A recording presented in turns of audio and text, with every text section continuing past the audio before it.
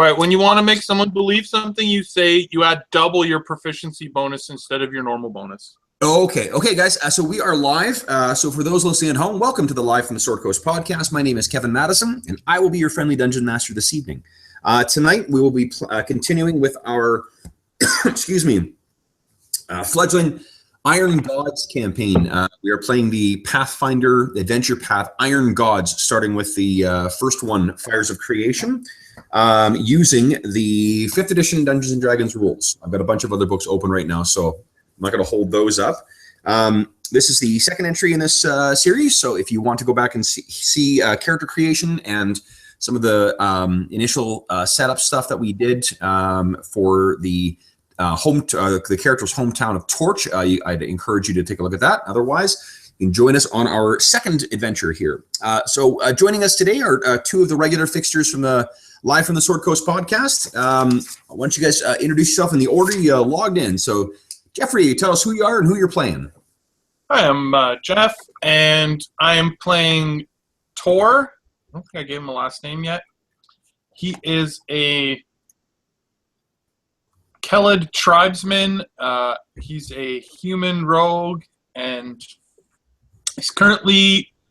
what's the name of our city again? Torch. Oh, yeah, he's living in Torch, working as sort of at the forge with his stepdad. And I'm also playing Callan Olendir, who is a level 1 human alchemist.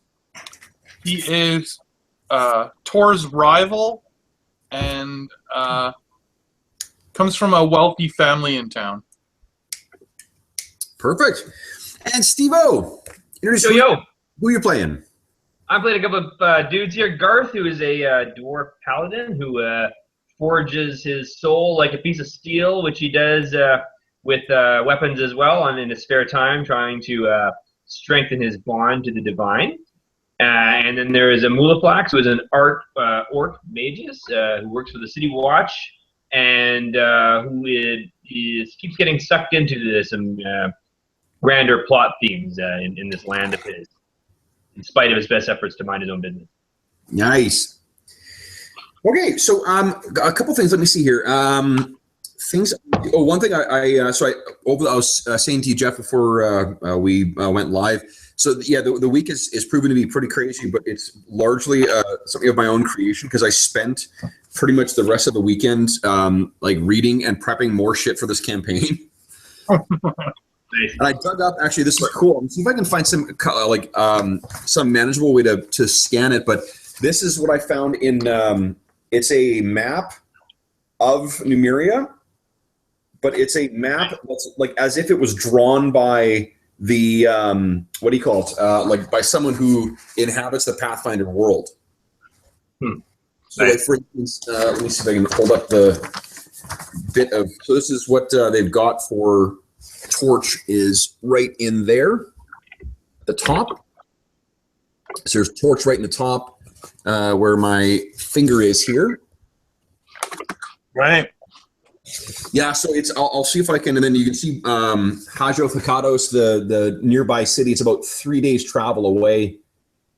Is at the bottom there. But anyway, so that was pretty fucking cool. And I did a little bit of other research into the campaign setting too, just to get a better idea of what to expect. And one of the things I did is I picked up this cool one of the source books for Pathfinder. It's the Inner Sea Races. Gives you some like background information on the different races and the what do you call it? The other races that inhabit the Pathfinder world. So as a Kelid, one of the things I thought was neat. So here's some a pretty cool picture of another fellow Kelid there, Jeff. Oh, that's cool. Mm-hmm. So what they say is that the god that most of the Kellids that inhabit Numeria, what they worship is this god called Gorum. And Gorum is honestly kind of like a poor man's Crom. You know, the god is big into like iron and combat and stuff like that. And it's often is used as a kind of like a battle cry as well. Gorum. So that you can decide how much of that is incorporated into your character's backstory. The other thing is I actually kind of fucked up. I had the Kelid thing backwards. The Kelids are not so much, well, the more superstitious of their members are rabidly anti-technical. Like they'll find Numerian artifacts and they'll bury them to prevent, them from causing further trouble. Because there's something in their myth that says that at one point one of these things was found and then like annihilated a good chunk of the Kelid tribes. So that's something you can incorporate. Another thing, so if you're Kelid, here's some other things. You've likely made your own clothes or know the person who made them. You believe that everything around you has a spirit or touches the supernatural world in some way. You were taught from a young age to survive in the wild. You take great pride in your clan's strength and your position within it. You are close to your immediate family and feel a strong sense of obligation to your clan. And you assume most non-Kelids are weak in spirit and body.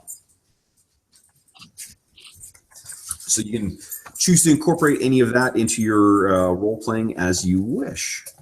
Now, dwarves, here, there was some neat... Oh, here you go, Steve-O. This is shit you can use. I mean, dwarves are very similar in this to how they are in a lot of other campaigns, too. But dwarves take pride in your job, be it as an adventurer, a brewer, a priest, or a smith. They have a splendid and well-groomed beard or a head full of braided hair. They carry at least a few long-standing grudges in their heart, but strive to keep them in mind to learn from them. They take pride in their people's ancient history and honor their family's traditional role in society. You take your time making friends, but protect them ferociously once you find them. And you assume that non-dwarves are impatient and impulsive, but believe that the mistakes of other races are lessons from which you can learn. Great, riveting. Yeah, so you can incorporate that as you choose to. Now, the other two dudes are half-orc. Yeah. I think it says orc, but it's half-orc, right? Did I put orc down? Yeah, is it half? It is half-orc, right? It's half-orc. Yeah, sorry about that. It's half-orc. Let's see here. It saves automatically when you type stuff in. I don't have to hit save when I type stuff in. It just saves automatically. Yes, that's right. Yeah, it'll automatically save whatever. It's got a either it's like a hyper fast auto save or something. Okay, so for half orcs, if you're half orc, you likely have experienced a lifetime of unearned hostility and prejudice. You are wary of trusting others, but once your loyalty is given, it's unassailable. You struggle to find a place in society, and even if you have proven your value, you're accustomed to, you are accepted only tenuously by others. You are self-taught because the only teaching you received at others' hands came in the form of insults and violence. You worry that some aspect of your blood makes you a monster, or feel shame due to how others react to your parentage. You value close friendships enormously, perhaps even more than ties with your blood kin. And you assume most non-half-orcs would rather see you dead than being seen in public with you. Now, that's mitigated a little bit by the fact that Torch does have a decent-sized half-orc community, but part of that is because Torch is part of it's really a very frontier town. So you don't necessarily have to be the product of some kind of rape or something like that. You could be a purebred half-orc. Both your parents were half-orcs. Because the half-orcs don't have the life expectancy that humans do, and the town is at least 100 years old. So your parents could have been, or even your grandparents for that matter, could have been amongst the first settlers here, and then just you're the product of that. So that would likely, you may not have experienced quite the amount of prejudice that other half-orcs in the Pathfinder setting would have experienced. All right. Okay. And then so there are two other humans. One of the things that to try and avoid the sort of vanillaizing or sort of the loss of the flavor of different human ethnicities in a lot of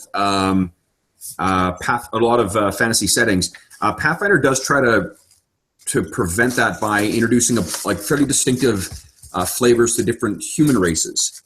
So there's the Kellids that we talked about, and then there's two other ones that sort of are present in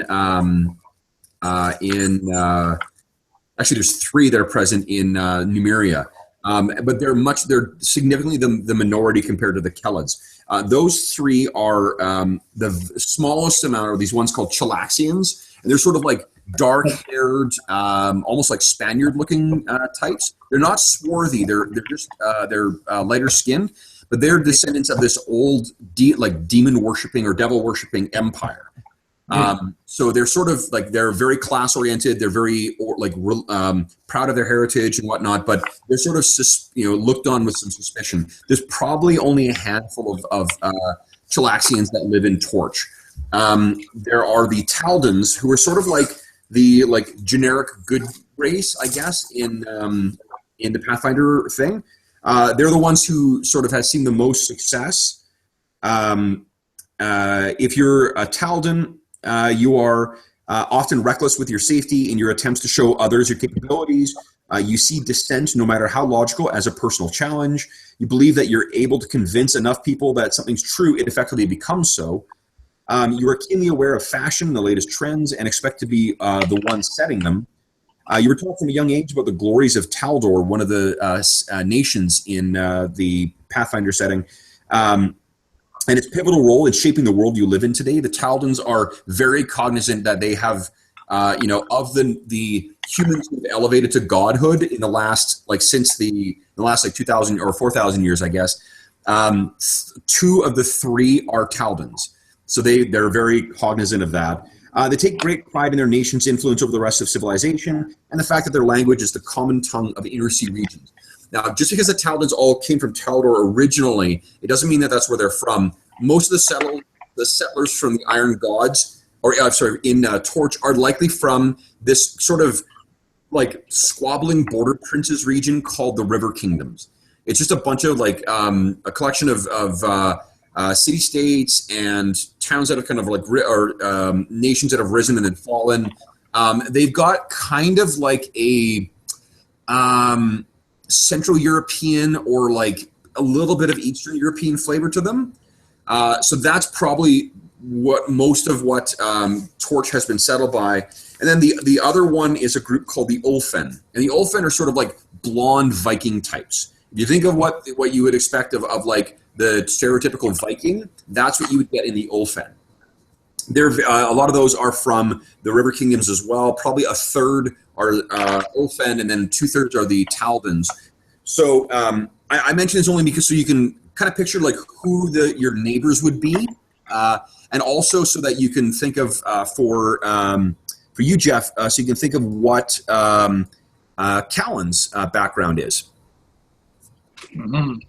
He is most likely from the a Taldan background, but I'm fine with him being Ulfen as well, and I'm fine with him if you really want to be sort of the suspicious type to be Chilaxian.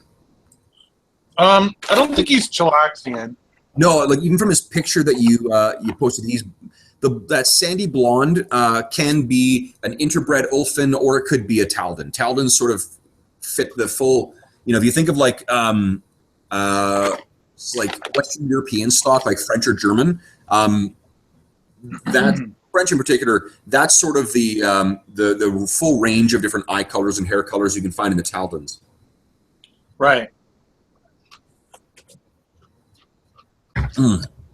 So that's one thing I looked into was I thought was really cool.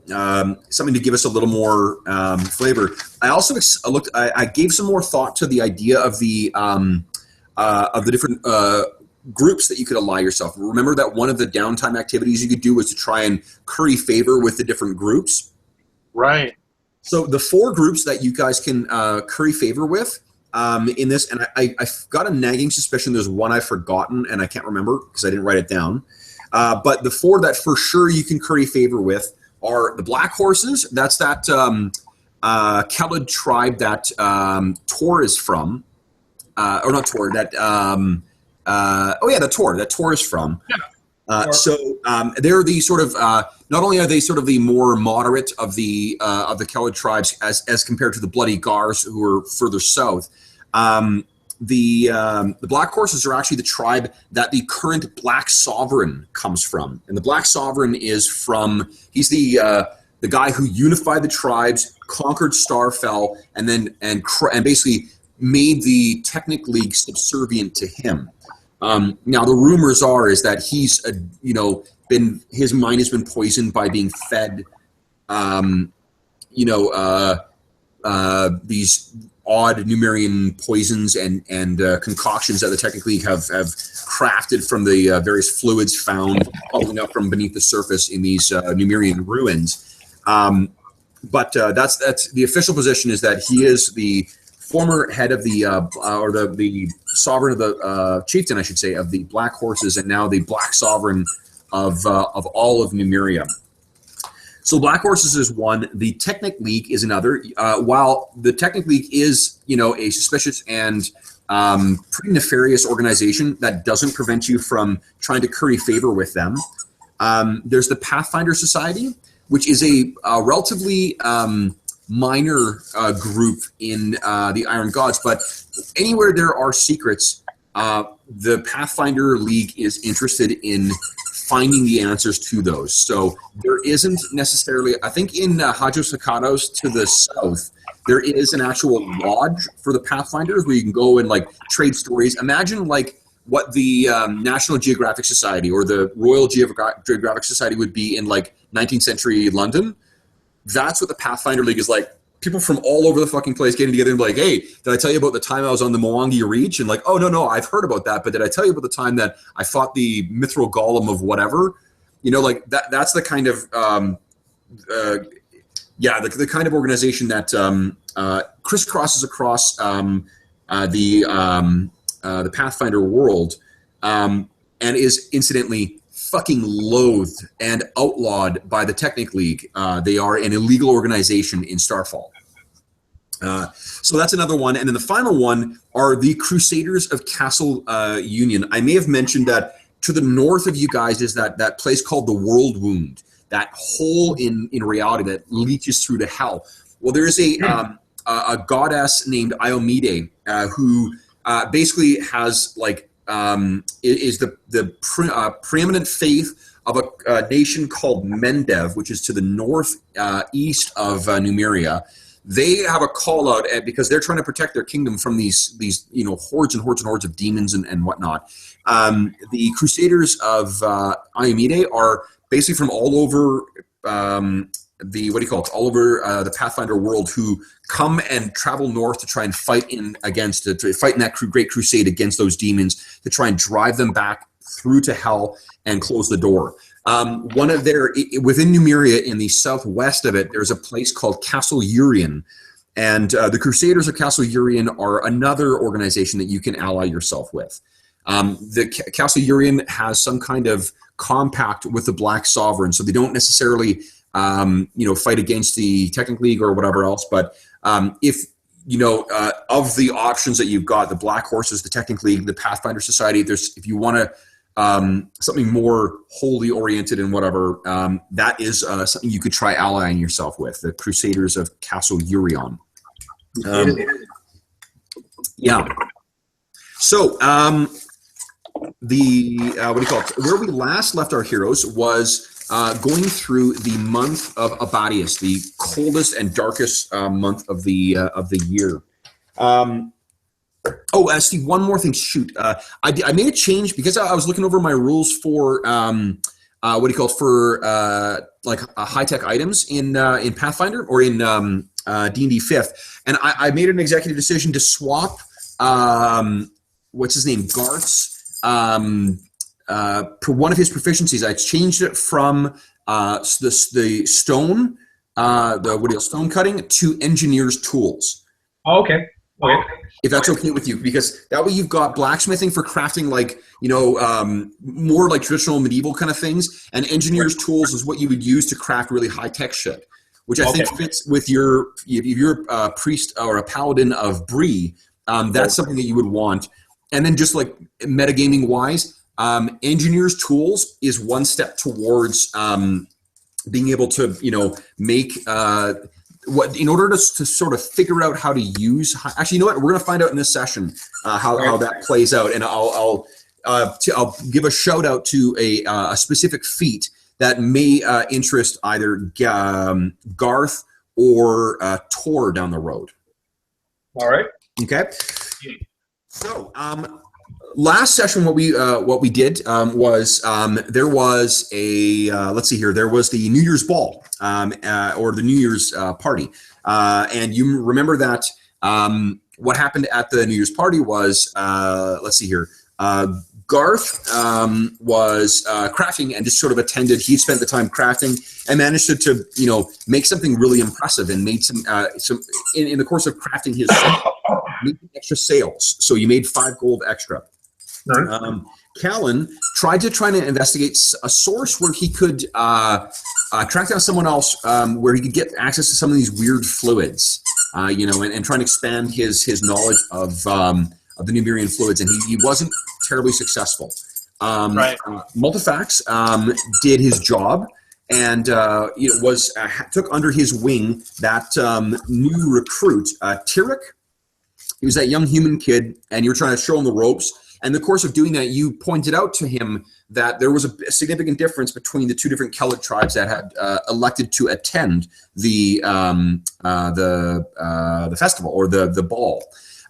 There was the Black Horses, which were you saw that they were rambunctious, not rambunctious, but they were certainly uncouth and a little more boisterous and whatnot than what the other tribes would be.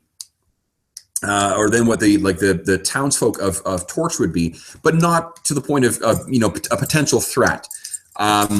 You, however, compared that to the Bloody Gars, who looked like they were on the cusp of causing trouble, and you happened to notice, because you made a really great perception roll, that one of them in particular was glaring at a young woman who was from this town, a woman named Celia. Now, Celia, you've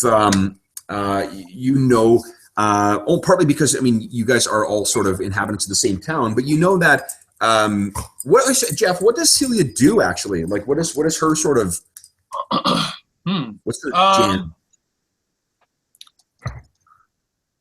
I'm gonna say that she's also Kellid, which is one of the things that really upsets Tor about her relationship with Callan. You know what? Why don't we say she's half Kellid? Oh, half Kellid. That's great. Yeah. Okay.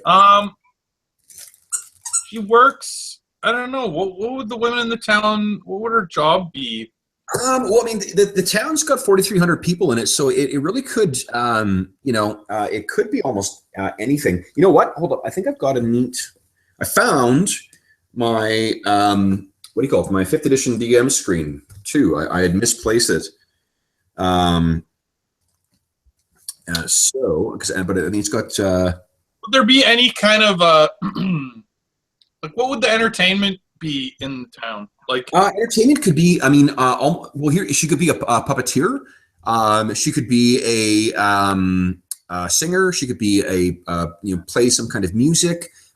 She could be because Torch does have sort of an artisan sort of quality to it to the town. She could be something like an engraver. She could be a painter. She could be. Let's say she's a musician who plays music in the town at festivals or the pub or wherever they play. Sure. I'm going to suggest that she's the child of a not an artisan, but like a merchant. Sure. She's got. Oh fuck! You know what? She's Ralik's daughter.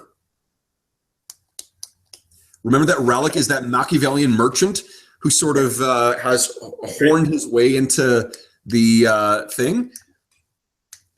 He had a wife who didn't survive. She took ill with one of the unusual plagues that sometimes.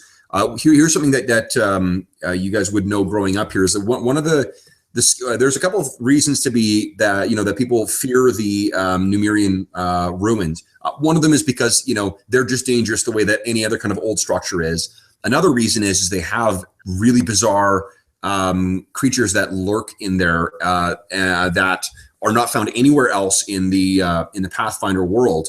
And a third reason is because there are some plagues that are so unusual and so insidious that they'll actually resist the influence of divine magic.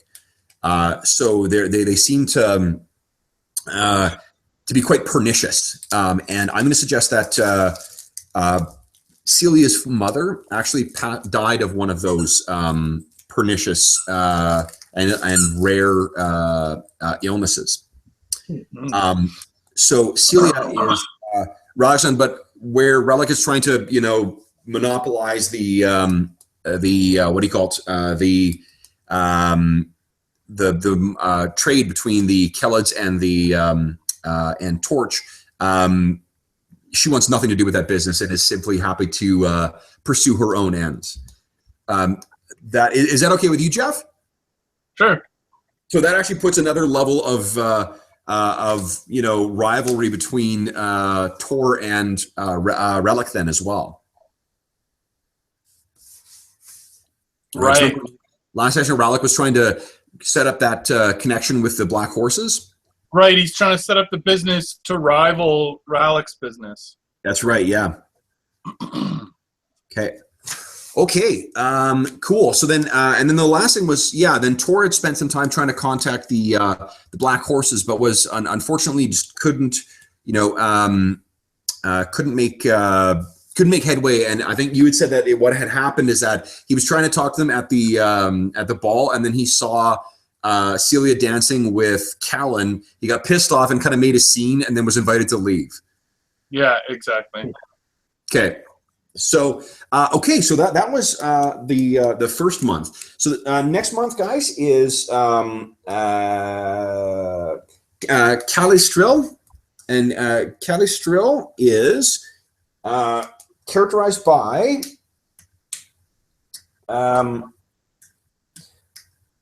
okay. So what there is a festival near the beginning of Calistrel called Merry Mead, and it's sort of like it's partly to sort of encourage the coming of spring and also to celebrate the beginning of spring. It's something that's celebrated all across the world. And what's going to be happening this time is that there is a sponsored sort of arena event that will be happening. It's something that Garmin Ulreth. Let me actually, I did do another thing today too, guys. Oops, shit, fuck. Hold up. I hit the wrong. So you have to mute me again. I done fucked up here.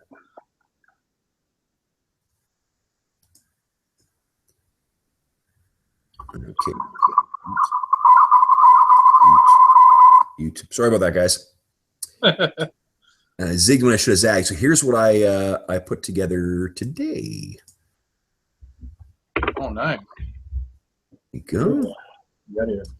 So this is our some of the NPCs. What I'll do is I'm going to supplement this as we introduce more. And I haven't put the NPCs that we came up with. I have not added just yet, but I will do that. So they'll have similar little portraits and stuff. Just to give you a quick reminder here. So Garmin Ulreth, this dude here, well, actually, you can fucking read, so there's no need for me to mark. Garmin Ulreth is the guy who runs Silver Disc Hall. He's the guy who he runs a gambling establishment, and he is effectively the run of what passes for a thieves guild here. The guys who would know that are Tor and Multifax. Multifax because he's a watchman, he sort of knows what's really going on, and Tor because he's got that contact with the kind of underworld or whatever. But he doesn't pass off. Ulreth just seems to be a guy who's wealthy because of his gambling and seems wealthy because he's wealthy. He's not a merchant. He's not an artificer. He's sort of outside of that. But So that's who Ulreth is. He's the one who sponsored the New Year's ball. Joram Kite is the priest of Bree in town. He runs that church where Garth lives, or at least where he works. Chitik is the Ratfolk guy who is Multifax's friend on the watch. Conyers Bain is the guy who runs the Foundry Tavern, which is the place where both Garth and Tor hang out, and probably Callan as well, because it's sort of it's where the sort of like people bring their weird inventions, or when unusual or interesting pieces of Numerian technology are found. That's where they bring in, and he's kind of an expert on that stuff as well. His daughter is Val Bain. That's the one who's got a bit of a crush on Callan. Yep. Dolga Fredert is someone who I haven't spoken about yet, but she is a dwarven member of the town council. So she's friends with Callan's mother, and with actually Connor is on the town council as well.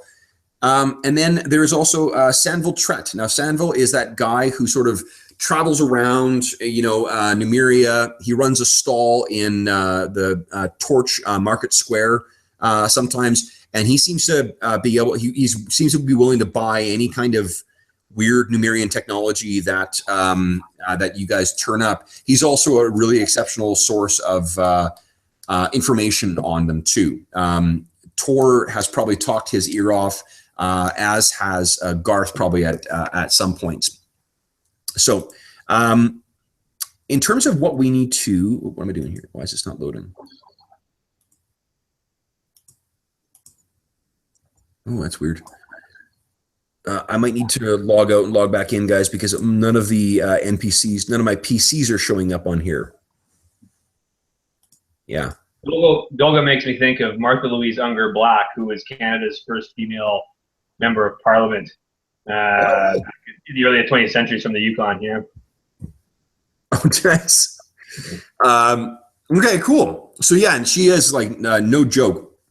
The other guys that you guys or other NPCs that you guys had came up with was there's Joseph, who is a rival acolyte of Bree. So he's a rival of Garth's. And there is Grendor, who is a very old dwarven wizard and scholar. And he has been here since kind of the beginning of Torch.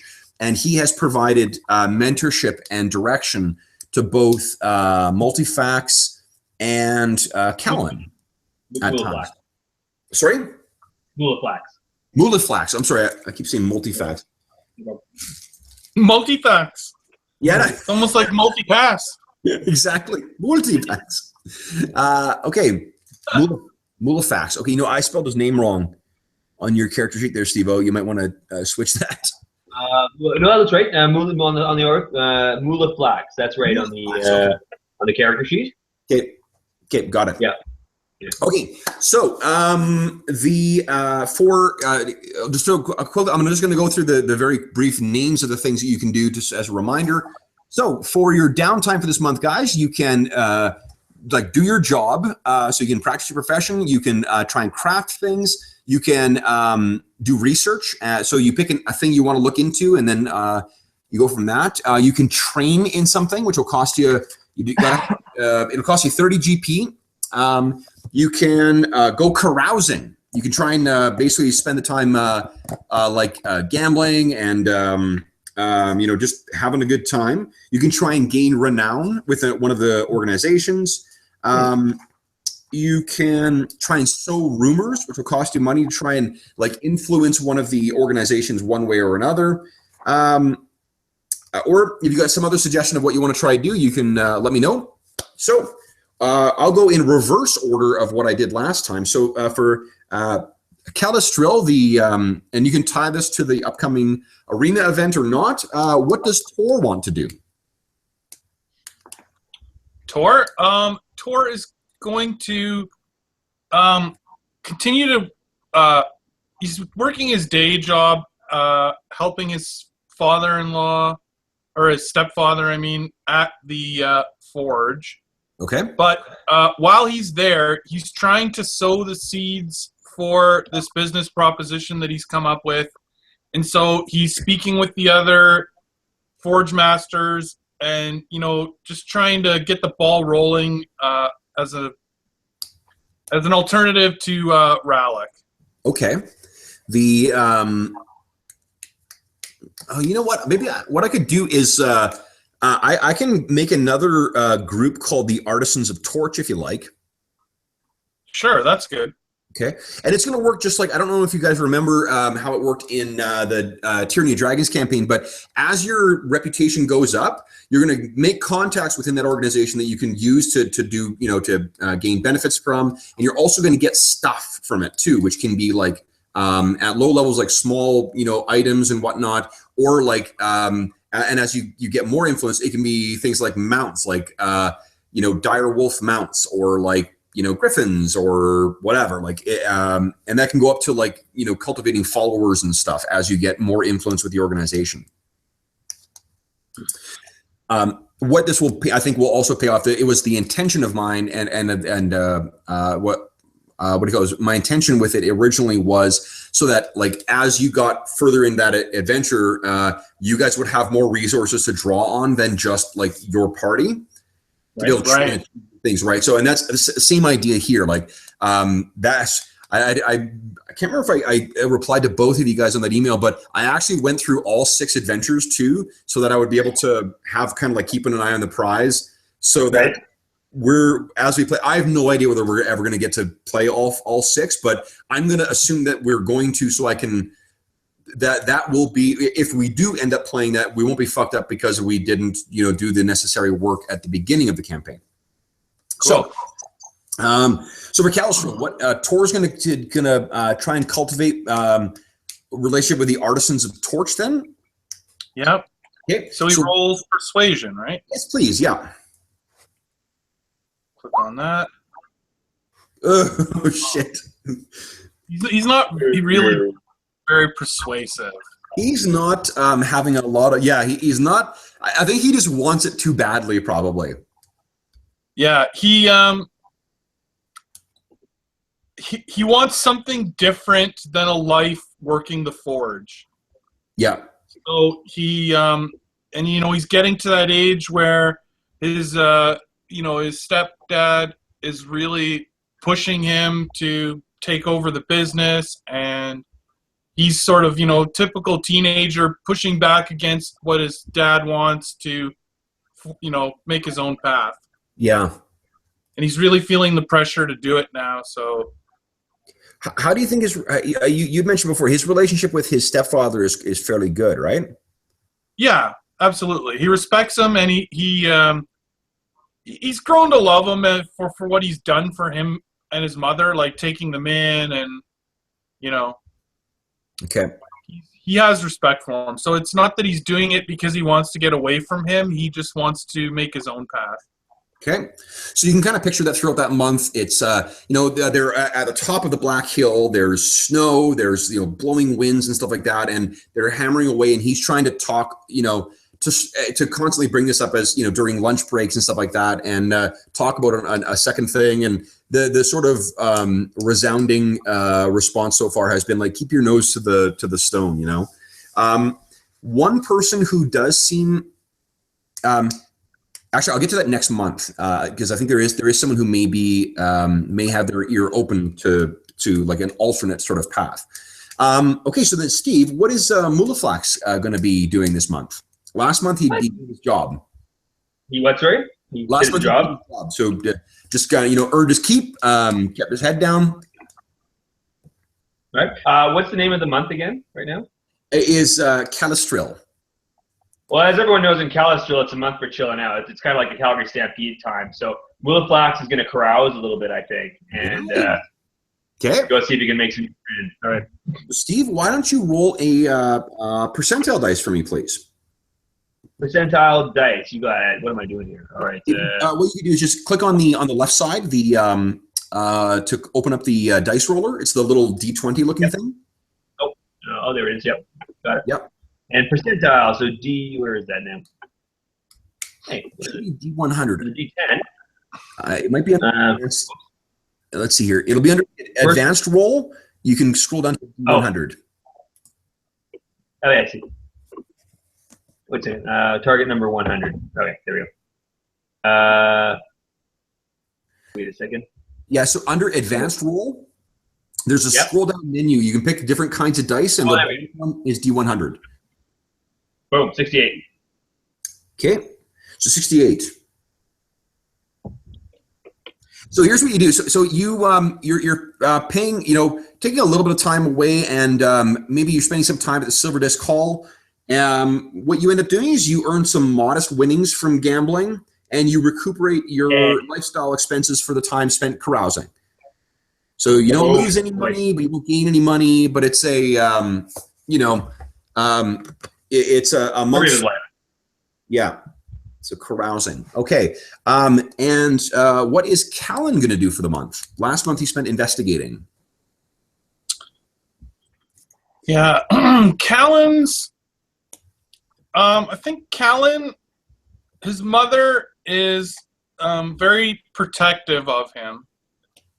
And, she lets him sort of do whatever he wants within the city, but he's not really, he's never really been outside of the city or traveled much. And when he comes of age and has freedom to do that, he wants to travel.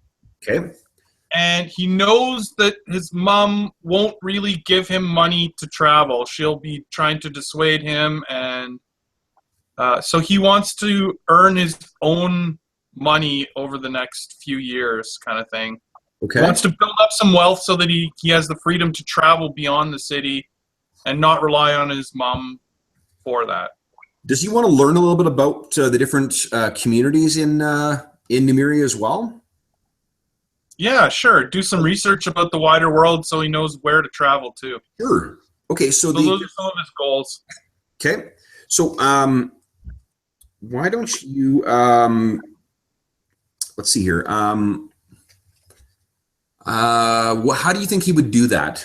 Because here's the thing that's coming up is you are the performance that's coming up. The sort of like I think I started that thought and then finished it. But what's coming up for Merrymead is there are in Hajos Hakados has like a fighting arena in it. It's one of the big draws of Hajos Hakados.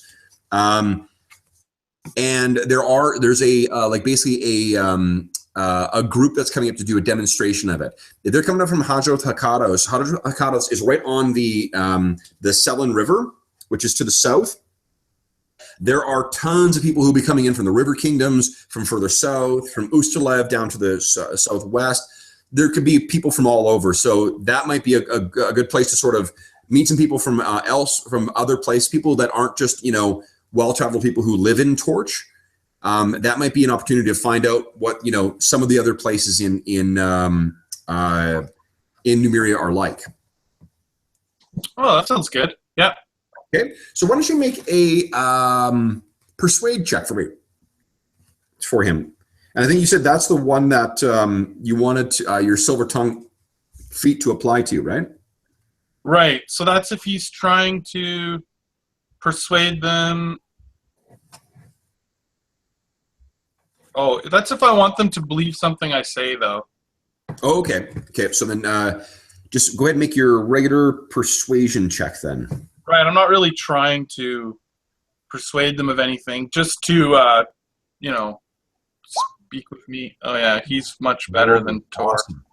Okay, cool. So what I'll give you is there is a handful of places that they've sort of you've heard about now. So obviously to the south is Hajos Hakados, and Hajos Hakados is a while it's in like Bloody Gar's territory, and they're the Kelids aren't one of the ways that they differ from I keep using the Cimmerians as an example for them. They're not stuck to just one mode of living. Like the Black Horses make good use of horses and mounts because it's they live in the plains. The Bloody Gars are incredible sailors. They sail up and down the Selin River, and the Dagger River,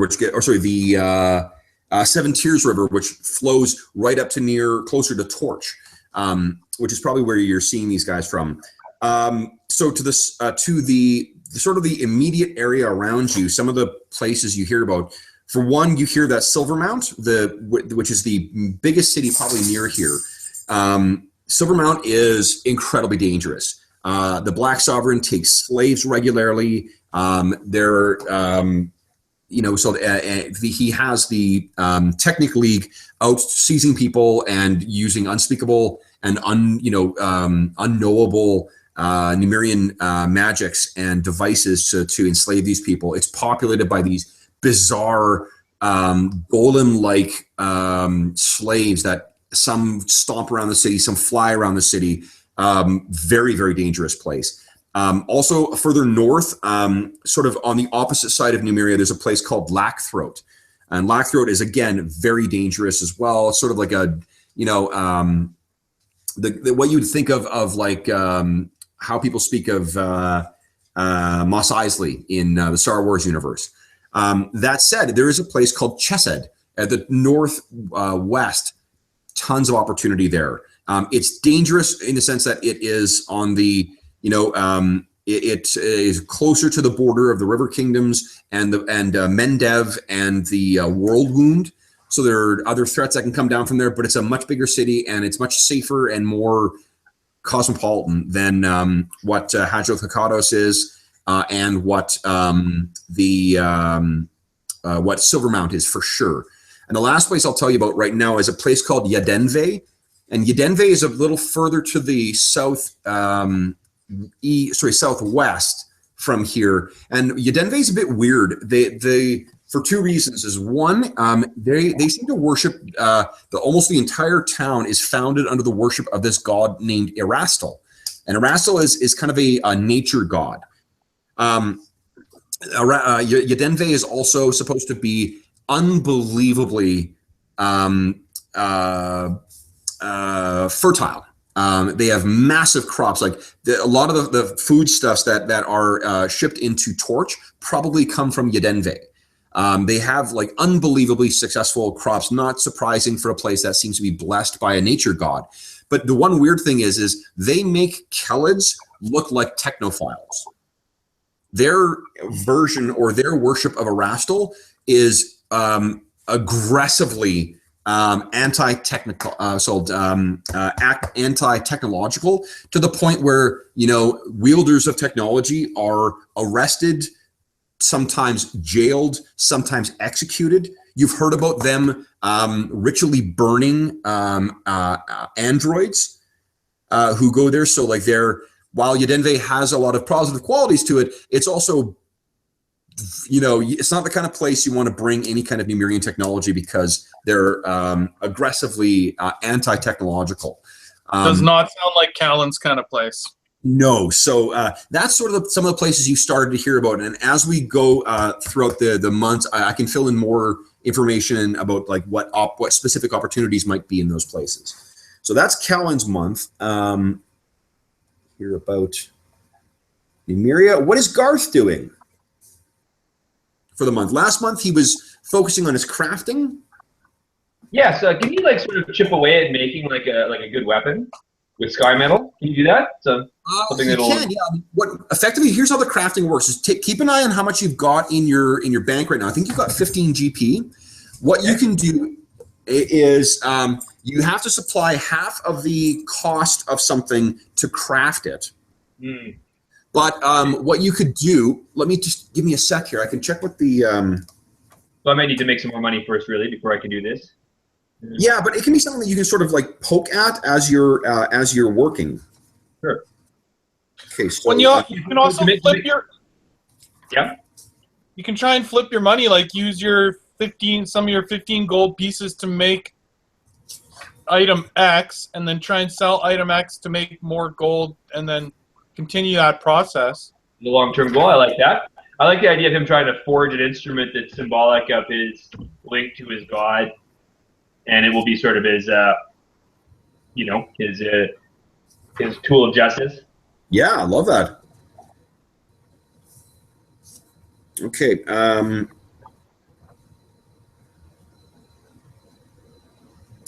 So I'm just trying to find.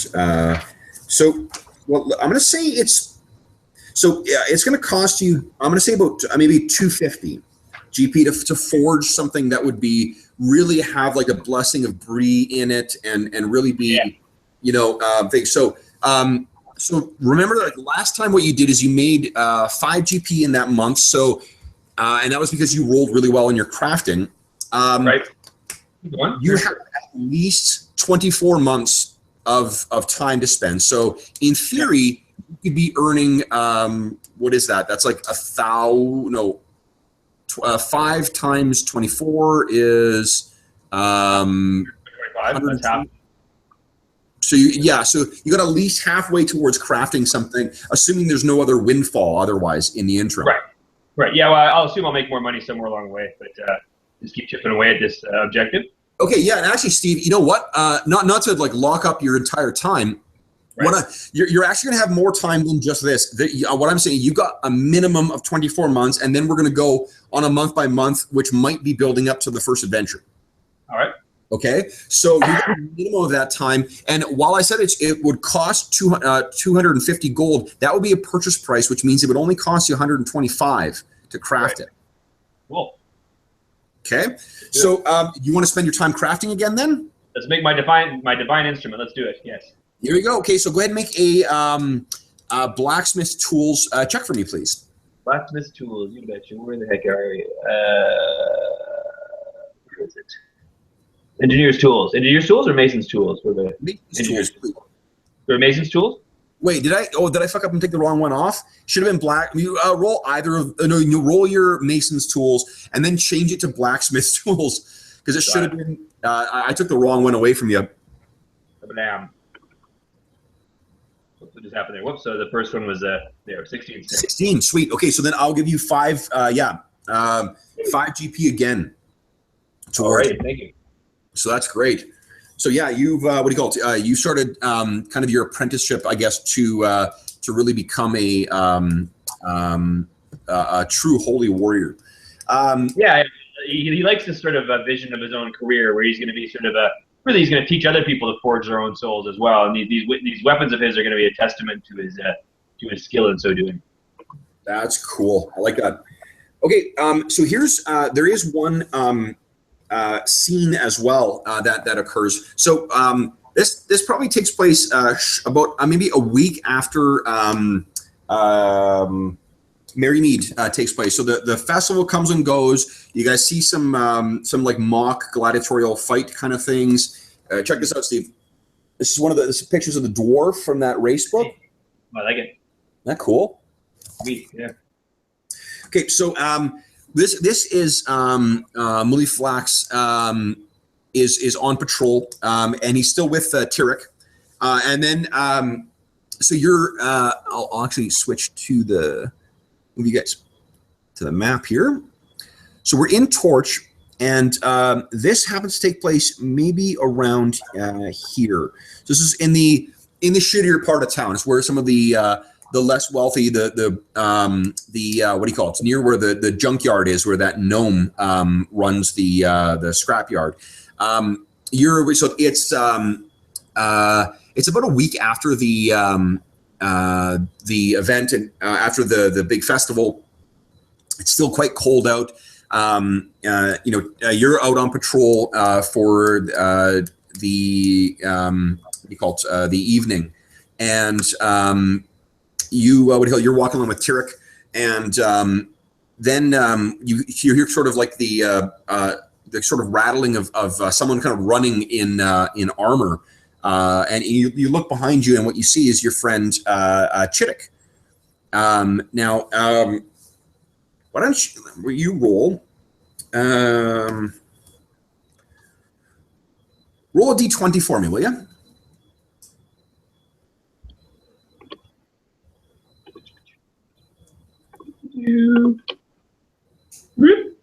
Four. Okay. Why does it keep saying you have success? I think because he set a DC on he set some kind of difficulty number on the roll on the dice roller. I did. Oh. Yeah.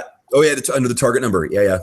Okay, so what happens is so he comes up and of course he's one of the things that you know about Chitik is that he's constantly chewing on stuff. Right. He's big, you know. He's chewing away on a strand of like like resin or something like that, or maybe yes, maybe resin, I guess. And he comes up. He's like, Mollyflex, they've found something. What do you mean they found something? Come on. And he turns in and asks you to follow him. And he's like, he turns to the boy and chittering a little bit. He says, you ever seen a dead body before? And the Tyrek is kind of like, what do you mean? And he says, well, brace yourself. So he leads you down to one of the multi-unit or multi-family units that's there. And this place is sort of, it was built as one of the larger structures for one of the earlier families that moved here and then was sort of partitioned out when they realized they could rent it out for different things. So this is a place where there's a bunch of different entrances. It's got a bunch of different smells of what people are cooking, and it's probably about maybe 8 o'clock at this point. So he says, Chitik says, over here, look at this. Have you seen this before?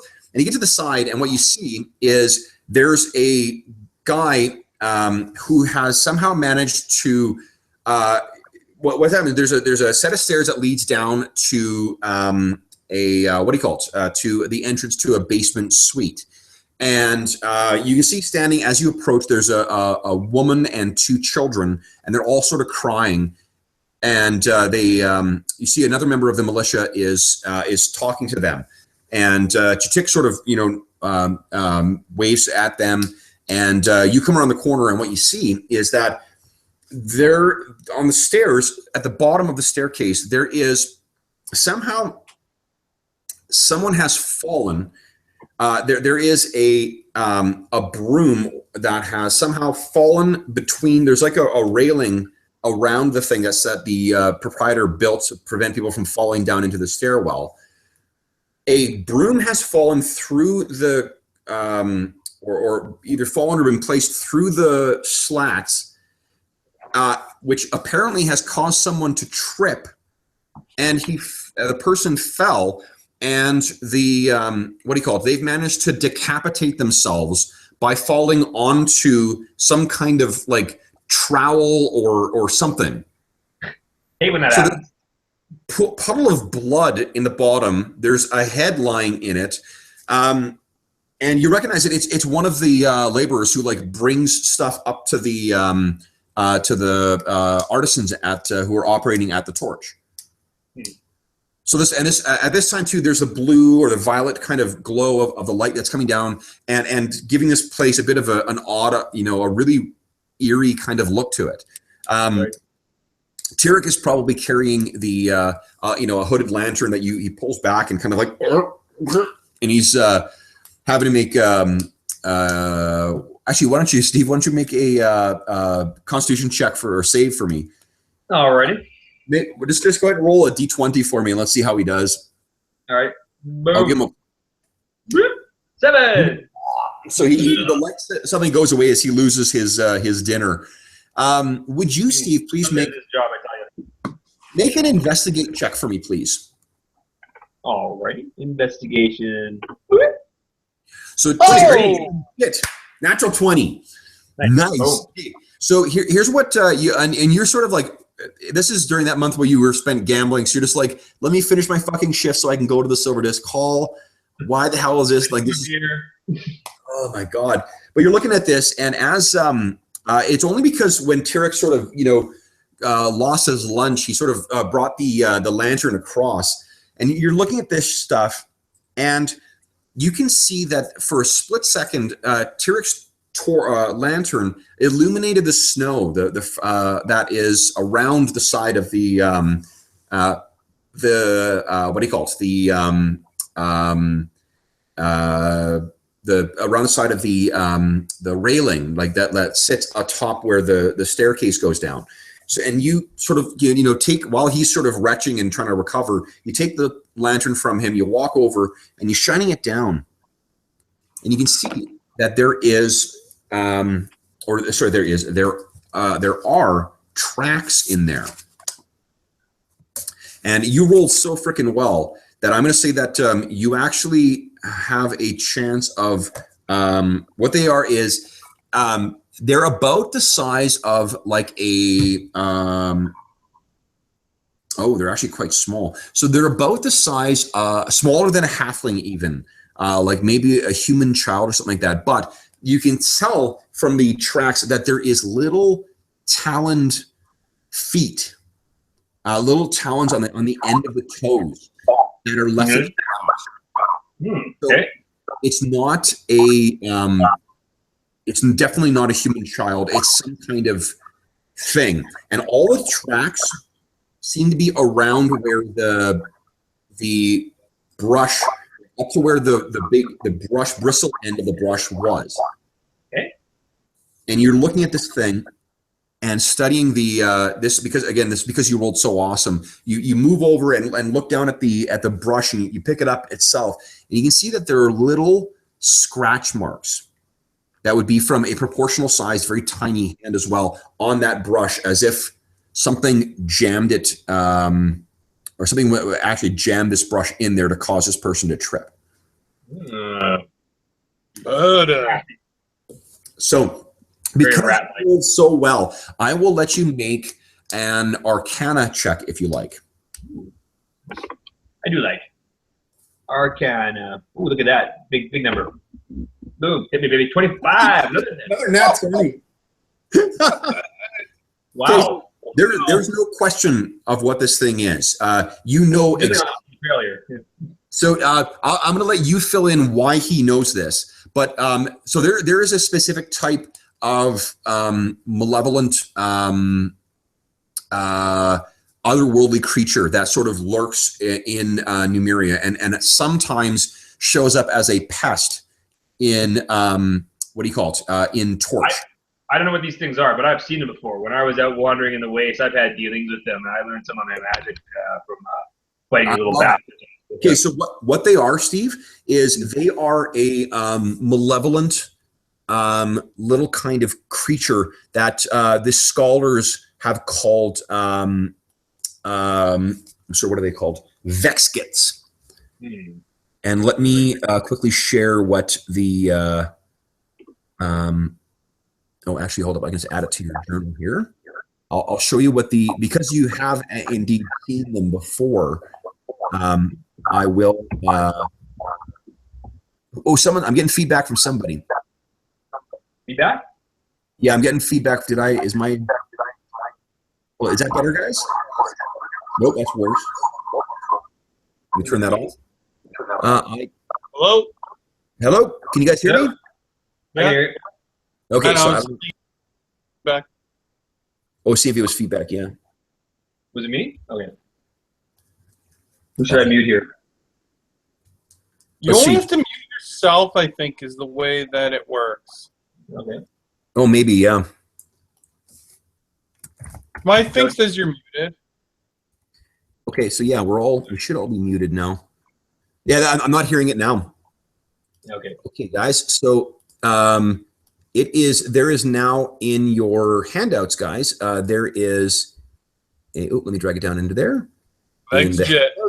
There it is. So that is what a Vexkit is, Steve. Yeah, and they're about maybe 2 feet tall, and they are malevolent and cruel tricksters. They're kind of like, if you picture what gremlins are like in the movie Gremlins, but like much more delicious, and with some kind of supernatural powers as well too, or supernatural abilities. That's the reason right there. Yeah. Oh, sorry. No, they're not called Vexkit. They're called Jenkins. Jenkins. Sorry. Let me change that. Jenkins. I'll edit that. Okay. So that, you know what that is. What do you want to do with that information? Are you? Well, I'm a little annoyed. I mean, they just killed a perfectly innocent worker here. I mean, I guess part of my job as a city watch to see if we can figure out if they're lurking in town or something like that. Okay. I feel called to try to track these buggers down. Can I follow his tracks? Unfortunately, it doesn't.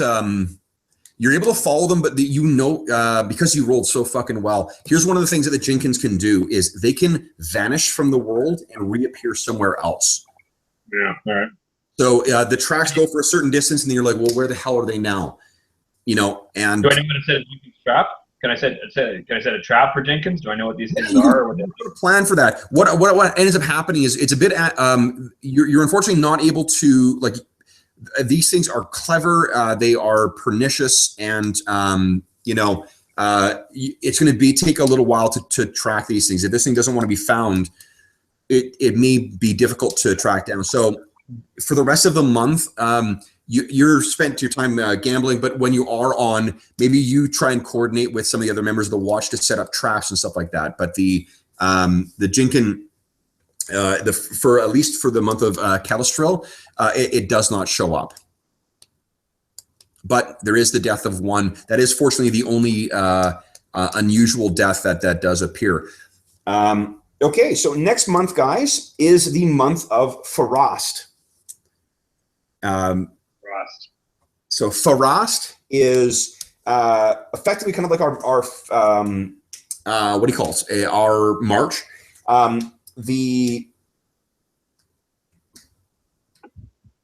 Because the worship of the god Pharasma, who's kind of like the god of death and whatnot, on the 5th day of Farast is the Day of Bones.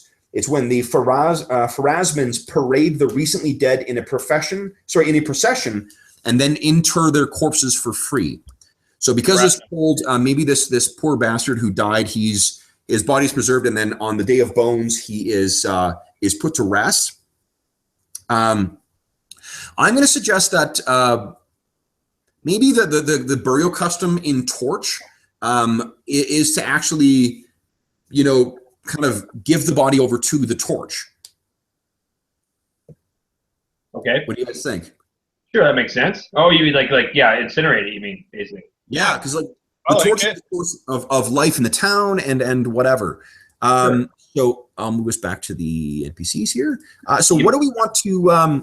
What do you guys want to do with your month? I'll go back in the reverse order again. So Garth, what is he doing? He's heard about the death of this guy. He heard about the Jinkin, which the news sort of makes its way around town. I'll do a little praying and a little bit of warding, seeing as how it seems like there's some evil spirits around. Then I'll kind of hasten my work on my my sky weapons. Yeah. One of the things that you can okay, so you're going to keep working on your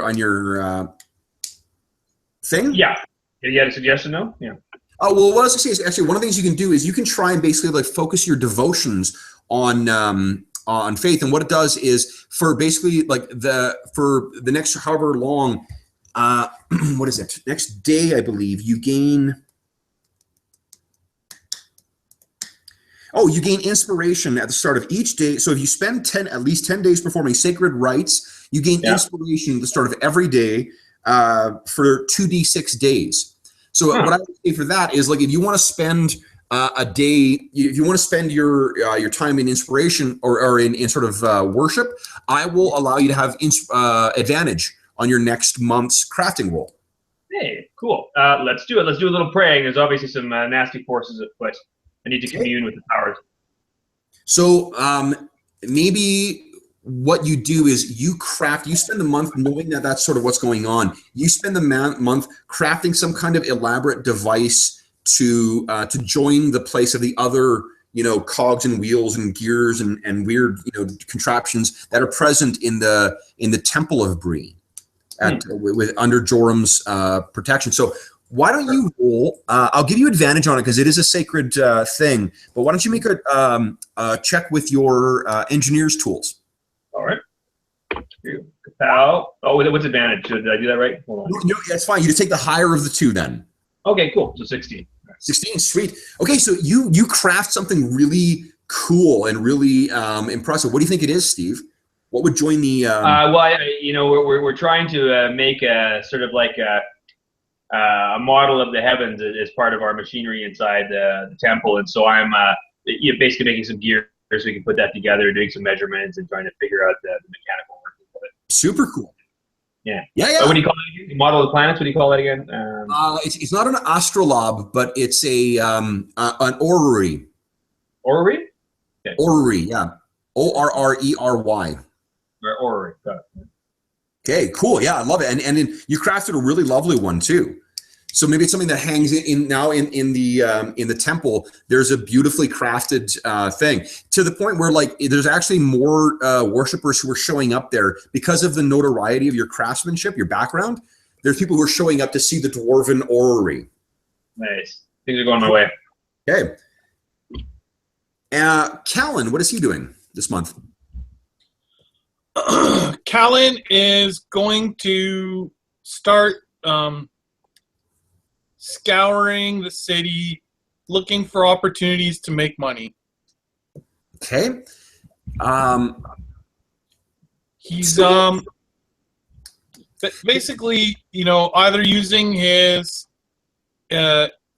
intelligence or his charisma to try and find ways to earn money. I think that his probably the best way for him to make money is through alchemy.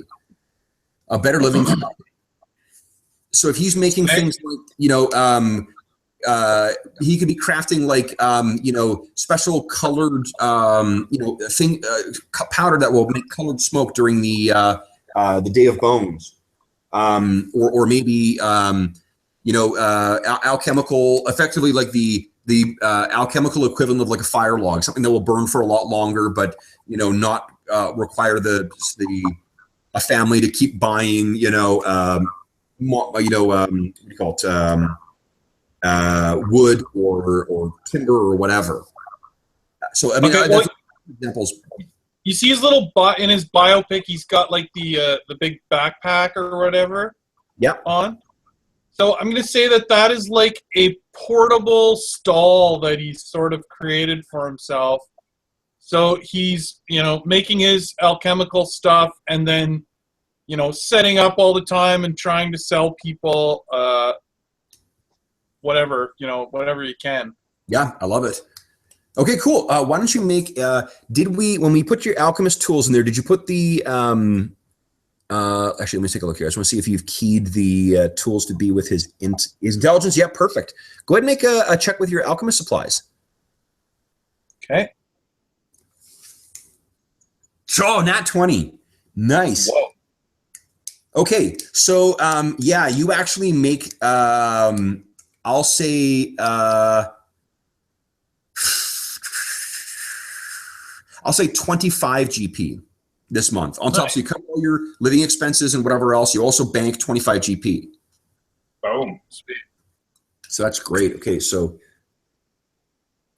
is there a spot for GP on the? Yep, at the bottom in the center, there's a center column. Oh, I see it. Yeah. Okay. What is Mulaflax doing this month? What is he going to do this month? Well, now he's on the job a little bit here. He sees it. Those big 20 rolls are because it means something to him. So he wants to see what he can do about tracking down some of these Jinxons and trying to figure out what the problem is with them. Do a little investigating. Okay, so why don't you make, just to simulate the thing, why don't you make an investigate check for me? We'll see how how the months goes. Good. Intelligence, he's got some of that. Kaboom! 14. Yeah, that's okay. Okay. I would need advantage to get the second one, right? All right. Say again? I would need advantage to get the second one, right? Yes. Yeah. The way it works is you take the first one if there's no modifiers. If it's advantage or disadvantage, you take either the higher of the two results or the lower of the two results, depending on which you have. Okay. So unfortunately, here's what happens is you're sort of you're investigating the keeping out for the tracks and whatever, and sort of like trying to bring all of your experience with the Jenkins to sort of to trap one of these things. And there's a day late. This is after the or maybe I'm going to say it's actually earlier in the month. So it'll be, it's maybe a month-ish since this thing has happened. There is, it's late in the night, like very, very late in the night. You're having a night shift with the militia, but early in the, what do you call it? Or early in the morning, depending on how you look at it. It's early because you know that the bakers have already started. They've risen, and you're down in the the part of Torch where the couple of bakers in town are hard at work, baking the fresh loaves and so forth for the day. You're not just, the weather is cold. It is dark out. Apart from the ever-present glow of the big violet torch, of course, and you finally see it. You're sort of walking along. There's people have been stomping throughout the snow for months, and the weather's getting milder, so you can see there's a little bit muddy, and there you see them. You recognize them, those same marks in the snow or in the mud. Bastards. Get your rifle out, and it's ready, and you start making your way. It tracks down some of the what do you call it? The one of the alleyways towards one of the baker's areas. And you're making your way down the alley, carefully tracking these what do you call it, the little footsteps. How would Mulaflax approach this anyway? Like, would he approach it like a hunter, or would he, Well, he's a city guardsman, so I mean, like, he's got to, but he's trying to sneak up on these buggers, so he wants to sort of be stealthy. Okay, Tyrek is still with you. Oh, all right. He can be pretty stealthy, can he? Oh yeah. You can tell him to hang back too if you like. Sure. Yeah. I'll say yeah. Just watch me from a distance. Back me up. Yeah. Okay. Okay. So he gets he's got a bow out, like a short bow, and he's following you along. So you're tracking this thing along, and that's when you're sort of making your way near one of the low stone bakeries when you hear this bang from inside it. There's some kind of big explosion. Oh wow. And so you go racing towards it. And as you're racing towards it, you think you can hear this reptilian, high-pitched kind of titter. Oh. And you go racing in, recognizing that sound, and you sort of kick the door open, and what you find is a really severely injured a baker and then a baker's apprentice lying bleeding against what appears to be one of their ovens just exploded. Yeah. It's not shattered, like it's blown out, so they were kind of caught by shrapnel. Would you make so they're quite badly hurt, but not past the point of saving? Do you have medicine at all? I don't have it. No, it's a skill. Okay, well, what you can well, first off, what do you do? So seeing this happen, what do you do? Well, immediately I help these people. I look around. I don't see any Jinxons around. No, there's no Jenkins around. No. I got to help the people. That's my job. So I'll get down and see what I can do about their wounds and so on. And I'll tell what's his face to go. Eric? To go get some medical help. Okay, so go ahead and make a medicine check for me, please. Okay, unfortunately, with that poor of a roll, their wounds are just too bad, and you're just not, especially. Both are dead, and what your subsequent investigation reveals is that somehow they mixed flash powder, like gunpowder. They mixed it into the bread somehow. Yeah, right. Okay, sure. Yeah, that's like an expert baker would do that. Yeah. Yeah, you're quite convinced. A little bit of inspection, you can see in amongst the flour, you find those same little footprints. Mm-hmm. Yeah, that's what happens for Mulaflax. Right. Bastards. And what is Tor doing for the month of Farast?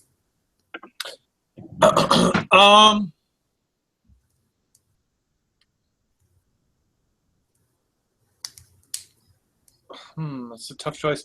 Metagame wise, Kev, I don't actually want him to succeed at becoming a local businessman. Okay. Well, I mean, what he's putting points towards right now is not building a business. It's developing, or he's building metagame wise. He's building points towards a relationship with those two organizations. Right. No, I know, but I'm just saying, like, he's, it's his goal right now, but I don't think it's like my goal for the character.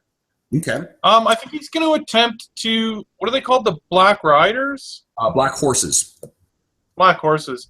He's going to try and reach out to them again. He thinks if he could get one side liking his plan, that maybe he can sort of gain more favor with the other side. And he's hoping they've forgotten about the incident at the ball by now and are willing to maybe give him another chance. Sure. Okay, so why don't you make we'll make a persuade check again, and let's see how, or again, I keep saying persuade. If there's another approach you want to try, you can feel free to. He's going to use persuasion, but what he's going to do this time is he's going to do it through a little bit like the history of his father. Like, he's going to bring up his dad in the past and, see if he can't get some nostalgia or, maybe a little pity even to get them to listen to him. This will be a one-time advantage he'll get on this. He's able to cash that card one time. Let's see how it goes. Okay, let's try it. Persuasion. Nice. Oh, not bad. Okay, so I will say that you gain 3 points of renown with the Black Horses. So what that does mechanically is you need 10 to reach the first sort of level of it, and that will give you a contact with the Black Horses, and you'll be recognized as a member, and you'll be able to do other things beyond just currying favor with them. Okay. So you'll hit that baseline of recognition of being a member of the Black Horses. So maybe he's not trying. How do you think it would work? The Black Horses maybe the Kellids may be into trade skins or something like that, or right. Like, I think he was trying to too hard to get them to believe in sort of a business or whatever, and this time he's just trying to rekindle a relationship with them, remind them of his roots and what his father was for their tribe, and. Okay. So what you were trying to do at that first at the New Year's celebration, you were able to repair the damage that was done there, and at least they're recognizing your name now. Right. So that's what we'll say is part of that. Okay. So the unrelated event that happens this month is Tyrek finally graduates. He becomes a full member of the Watch. What is Muliflex's assessment of Tyrek? Like, he's gonna become a cadet. He's gone from being a cadet into a junior member of the Watch. What is sort of his? What do you think his assessment has been of this kid? So, based on you're right. It's time for an assessment. I'm gonna take the kid out and get him drunk. Yeah, let's see how he handles his liquor. I love it. Why don't you? Yeah, you know what? That sounds fine. So you'll take this kid out. You celebrate it up. Of course, you're a half orc, so this. Yeah. I challenge him. He's a dumb kid, so I challenge him to try and outdrink me. There you go. Nice. Okay, so we won't necessarily. We're gonna assume that you kick the shit out. Like, you have to basically carry him home to his very proud family. As it should be. Yeah. Yeah. Okay. So that's there's one other interesting thing that happens. Actually, this will be next month, I'll say, because yeah. Okay, so that's what happens that month. Next month is the month of Gozran. Gozran. Gozran is I believe the first month of spring, actually. What goes around comes around. Exactly. Let's see here. No. Oh, super exciting. So the major excitement of this month, taxes are collected. Hey! Oh, wait. Ooh. collected. So that is what's going to be happening there. There is also a lunar eclipse that's going to be happening this month. So other than that, we'll go back in reverse. So what is Tor going to do with this month? Tor, like I said, his stepfather, they own that very little house there in the small district, and his stepfather's very proud of it, and so is Tor, and so he's going to assist his father at the forge, make sure they have enough money to pay their taxes and keep their house. Okay, that's great. So why don't you make a? I can't remember. Does he have any blacksmithing? He's not actually trained. No. Is there a skill for it? It would be under tools. It would be proficiency with one of the tools. Oh, yeah, it's technologist. Technologist. Okay, well, what technologist allows you to do is you don't suffer disadvantage when using other. Because normally the way it works is so if you have a skill that would, or rather a proficiency that would allow you to work with a certain kind of Numerian technology, you can try and figure it out. Like what you have to do is make a series of rolls, try and figure out what the hell the device is. Okay, well, Kev, let's say he's not the craftsman. He's the muscle. He's the muscle. Great. Make an athletics check for me then, please. We'll do that for effectively your income generating thing. Fuck. Whoa. Okay, so he works like a fucking mule this month. Yeah, like he gives it his all. He gives it absolutely his all. I'm going to say that you gain 10 GP for the month. Okay. That's for my family though.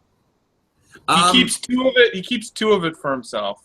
You know what? No. You earn like what you earn for your family with a roll that good. You just, if you picture like the opening scenes of Conan where he's pushing that fucking wheel around. Yeah. Okay. We get cut scenes of this month. It's like you're everyone else is sort of like, oh, we're wearing lighter clothing now because it's turning. It's the seasons are turning.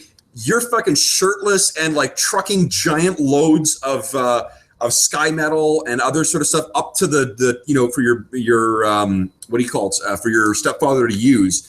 So and it's just like up and down, like crack of dawn, you're bringing shit up for him to work on and bringing the forged metal down, and then blah, blah, blah. So you've made him a ton of money. The 10 is what your share is of that. Okay, cool. Yeah. Okay, so stepfather, what is Muliflax doing for the month? Going to continue the investigation into the. Well, now I'm mad. I mean, now they're just going around killing people for no reason. These guys are little bastards, so I'm on the case, yeah, for sure. Awesome. Why don't you make a investigate check for me, please? Investigating. Kapow! 7! Yay! Dang it. Okay, so once again, it's yeah. So what ends up happening is. I'm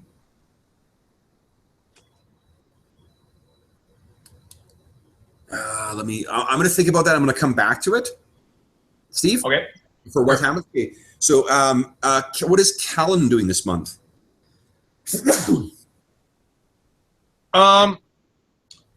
He's, just in game, just so you can give me this information, he's spoken to some of you said Sandville is the traveler, right? Sandville's travels, yeah. The traveler. He's spoken with Sandville to try and get an idea of how expensive traveling is so that he can have a target number that he is saving up to for his adventures when he comes of age. Okay. And then he's going to spend the rest of his time actually using his alchemy to try and earn that money. Sure. Okay. So why don't you make another cracked alchemy check for me, or alchemist supplies? Whew, nice.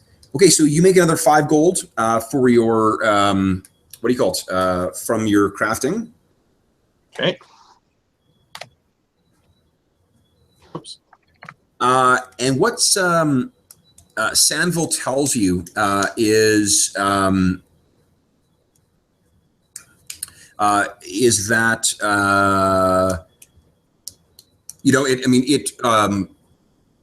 that first off, the life of a traveling merchant or traveling. I mean, there are traveling alchemists. But given the requirements of an alchemist lab and so forth, there are often it's more often to find them a sedentary thing. If you do want to go somewhere new, what you wanted, you can try and find a niche somewhere to build up your business and reputation. But be aware that, like the merchants here, the rival artisans and merchants in Torch, I don't have anyone trying to murder me because I'm selling something similar to what they do. That's the case. If you try and compete with, say, Rom of the Curses and Ales in Lackthroat, you may be found in a gutter. Or if you tried to compete with Doc Hellbroth in Starfall, same thing. So you've lived a pretty fortunate life, Right. given who your mother is. Life can be much harsher out there, though. And he kind of laughs and jokes that but I'm sure you're made of tough enough stuff. What is Garth doing for this month? He does have advantage on his next craft check if he wants. Well, I guess it's time to do some advantage crafting. Sweet. Rock and roll. Here we go. Boom. Guard. All right, well, I'll take the 23. Nice. So I'm going to give you 10 GP towards your crafting. Thank you. All right. Okay, that's pretty sweet.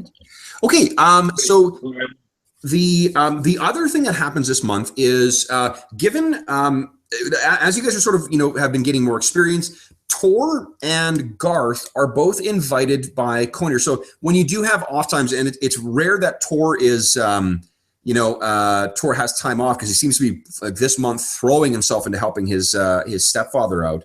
But both Tor and Garth happen to be at Conir's workshop or at the Foundry Tavern. And let me quickly. Am I going to bother switching you guys here? I think so. Hold up.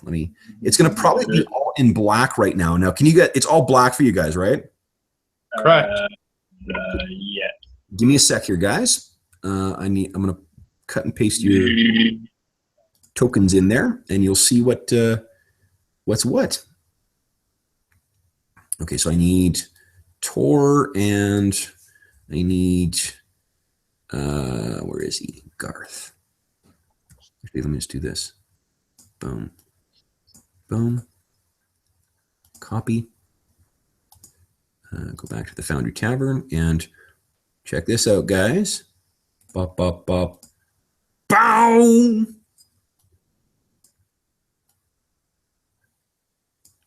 I think you have to share the tokens with us. Oh, are you not? Hold up. Let's see here. Should be controlled by character settings. Is it? I don't see anything. Let me try just changing it again here. There's Tor. Save changes. Does that do anything? Still black. You know what? I think, hold up. Let me, remember we had this problem before. There was some setting I needed to turn off. Black as night. Yeah, right. Let's see here. How's that, guys? Can you see yet? No. Black. Okay, let me try, let's do this here. We might have got blackout drunk. Yeah, really? Okay, let's see if this is... How's that? Can you see now, Tor? No. Hmm. I don't remember what we did last time. That's a Yeah, long I'm time trying to ago. remember which one I turned off here. Oh, wait, how's that? Oh, yeah, now I can see. There you go. Yep. Okay, and Yeah. let me. Okay, cool. Now, if Yeah, you we did. yes, okay, so it's enforced line of sight is what I needed to turn off. Let me see if let's see here.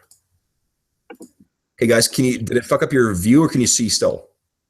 Yeah, that I didn't can- do anything. Okay, so try moving your guys just within the tavern. Yep. Nice. Hey, can you? Okay, so that is the Foundry Tavern, guys. This is where you spend a lot of your downtime, where Conir hangs out with you guys. Now, given sort of your two, I'm guessing that you two know each other only because you've got some shared interests in the in your what do you call it in Numerian technology. So what Right. Conir sort of at the end of one sort of long night of hearing stories from him about the different things and probably Callan is there as well and fighting off or sort of like amusing Val's interests. Conir asks you guys to stick behind because he's got something he wants to show you guys. So, and she's probably not weird like that. It's probably more of like, you guys show up, you're going to drink. He's like, listen, I got something else planned for tonight. So what he does is he leads you guys somewhere else. So bear with me a sec here. Right. And he brings you, Surprise party. boom, into here. This is the actual foundry in the Foundry Tavern. Let me get it so you guys can see. So this is a workshop, and this place is full of all sorts of bizarre Numerian relics and like strange metal-shaped arms and so forth. So he says that we've talked for a long time about the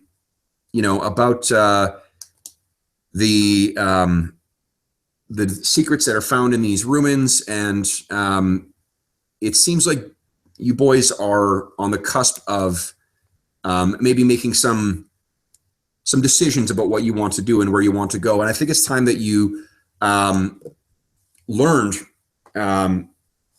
sort of what to expect out there. So he walks over to here where the shelf is, and he grabs these two little orbs that are like kind of metallic things with some weird stripings and markings on them, and they seem like identical. And he puts the two dunk down on the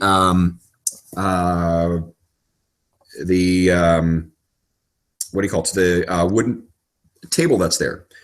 And he says, tell me, boys, do you know the secret of getting to the Grand Hall in Absalom? Heck No, I know nothing of it. Practice. So he kind of points at these things, and he says, all right, now, Garth, did you bring so I take it you brought your tools? As always. Then boys, so Tor, you're free to borrow mine from here. And he takes a conspicuous step back. He gets you guys right over here to where the table is. He takes a conspicuous step back to about here. He says, now, tell me, what are they? You guys kind of look at each other and say, okay. So here's the way it works, guys, is to figure out Numerian technology, sort of discover what it is you need to make, I think it's 3 successes. And you need to make 3 successes before you roll 5 failures. Okay. No, sorry, 4 failures. If you get 4 failures, you broke it. Yeah. All right. What Conir says, you guys sort of look at these things. The mechanics of how to figure this stuff out is you use, depending on the nature of the device, you can use like your proficiency with engineer's tools So Steve, for instance, you can use your engineer's tools on here, but because you don't have the technologist feat, you have to roll disadvantage on these rolls. Okay. Unless you've got someone who knows how to work it, who can help you. And then you don't suffer the penalty. Jeff, because you've got the technologist feat, you're never going to suffer disadvantage on these rolls, but you don't, because you're not proficient in one of the proficiencies that would work with this, like the engineer's tools, you don't get the benefit of using it. So you just roll a raw intellect or intelligence. Okay? Does that make sense, guys? Right. Okay. So now, while normally, Steve, you would suffer disadvantage, I'm going to assume that you are going to ask Conir maybe for some instruction or some help. Okay. Can Tor assist him? Sorry? Can Tor? Or can Tor assist him? Yeah, if you guys want to team up, well, yeah. The thing is, you need someone who, you need someone who either can help you, coach you through it because they know how it works, or you need the person doing those rolls has to make the technologist feat. You don't know how this thing works yet, Jeff. So I think that you have to make the roll on your own. That's why I set 2 down for you. Maybe I'll let him try to figure out how it works, and then he can give me an advantage or whatever. Okay. Yeah, actually, yeah. Well, yeah. So do you want to wait and see if Tor can figure out how it works? Yeah, I'll let him take the lead. He seems more sweet. familiar. Okay, so Tor, just go ahead and make an intelligence check for me, please. Okay. So I don't use this technologist button. I just click on intelligence. You just click on intelligence. That's right. Okay. Okay. So you grab this thing and you're turning it over, and there's a bunch of like etchings and stuff on there that are finer than anything you've ever seen, even by the finest, maybe the very finest of craftsmen in who have or things that you've seen through once in your life have had the kind of precision of this weird old corroded device. You do recognize that looks like someone's actually carved extra stuff on top of here. There are some etchings that are more primitive, and there are actually some other markings that are deeper. And you sort of fiddle around with them, and you push one, and there's a that happens. And Conir says, "Oh, you rolled 1 failure." Nice. So, you want to try again? Yep. Give it a show. Do it. Nice. Okay, so you sort of you look at Conir and you turn this thing over, and you're remembering my mom's, we've talked about this stuff, the forbidden technology, what not to do with it. So I take what not to do with it, and I apply my knowledge of what I can do with it. Success, and you get advantage on your next check. Nice. Give it a try again. Yep. Absolutely. Oh. Nice. Okay. Unfortunately, you do get another failure.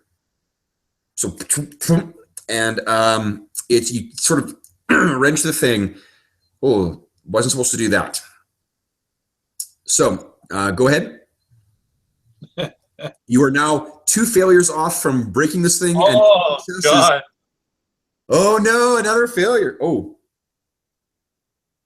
Okay, so you actually, unfortunately, have disadvantage on your next check. Oh, my goodness. You wrench this thing and... Go ahead. Do I have enough knowledge to know that I'll wreck it if I try again? You do, yes. So what's the guy's name again? Callier? Conir. Conir. I'm going to look at him and I'm going to say, I don't want to wreck this device. He says, I would not have given you anything irreplaceable. Okay. Then I'll roll. Nice. Oh, no, but you rolled it's disadvantage. Okay, so unfortunately, you're like, all right. You sort of, and there's a crack, and then there's a hiss of something inside. It's not working anymore. You sort of look, and so what you've gathered from this whole exercise there, Steve, is that boy, I shouldn't listen to I shouldn't listen to him. So you take a look at this stuff, and now what would you guys like to do? Oh, sorry, Steve, you want to give a try to figure this thing out? Let's give it the old college try. Yeah, unfortunately, because you've got no technologist and because no one's helping, you're going to have disadvantage on these rolls. And is it an intelligence check? It's an but you get to use your engineer's tools. Oh, good. Okay. Here we go. Kaboom. I always get a -1 on that. Boom, I get, a 9. Right. 9. Okay, so, you turn the thing and you wrench it like you would something more serious, and that's not how this is supposed to be handled. You want to try it again? Let's do it. All right, come on, intelligence. Don't let me down now. Not really my strong suit. All right, kapow! 12. Oh, but it's at disadvantage. Shit. Yeah. So, Oh, man. unfortunately, why Maybe just roll? Maybe I'll try bludgeoning it with my warhammer to see if that fixes it. Okay, so you get out some of your hammers and your well, you're using engineer's tools on this thing. So go ahead again, Steve. All right.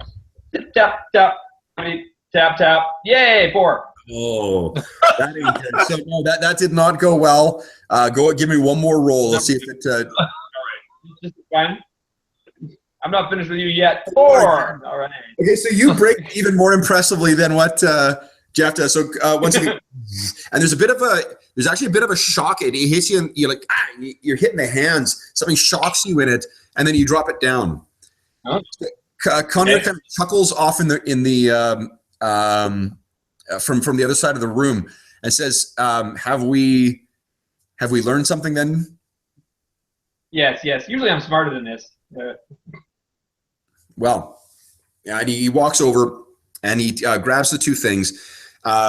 He stops for a moment, and then he brings out a piece of you're not sure what it is. It looks like glass, but it seems much lighter than it. And there's some strange arcane etchings in the on the piece of fabric, or the piece of like transparent light glass. And he speaks some arcane words, and the ruins disappear from the glass, and then the two things that you were working on reassemble. Ooh. And he puts them back in the puts the glass aside on back, I guess, no, up on the shelf. Comes back and says, "Okay, now let's see if we can try this again with some direction."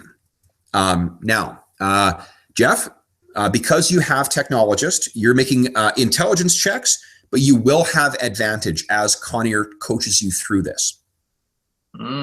Cool. Okay, so I should start doing this. So intelligence. Nice. Okay, so you he says, now look, you need to distinguish between the markings that are on it, that some other so these devices have been in the ground for hundreds and hundreds of generations.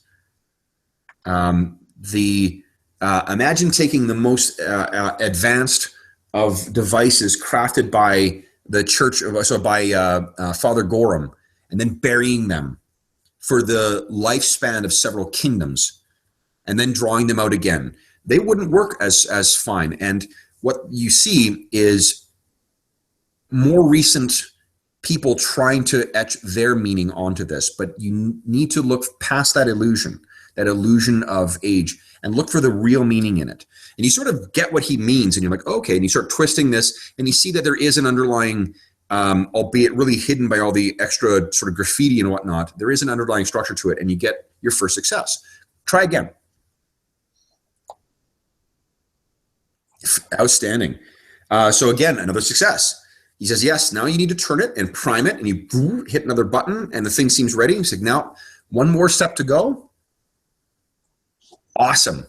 Now, do you understand? And you're looking at this, and he says, you're looking like, it's to be thrown. And he says, yes. It's to be thrown. It's a weapon. That is functioning now.